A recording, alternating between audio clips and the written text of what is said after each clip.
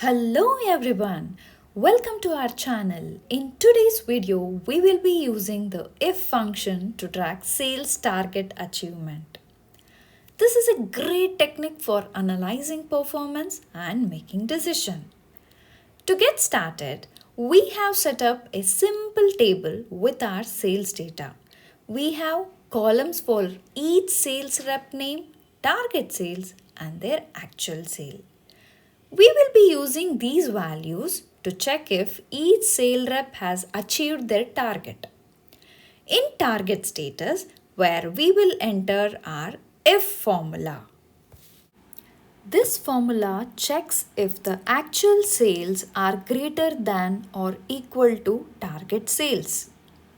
If the actual sales is greater than target sales, it shows target met. Otherwise, it will show target not met. Now, go ahead and drag the formula down to fill the other cells in this column.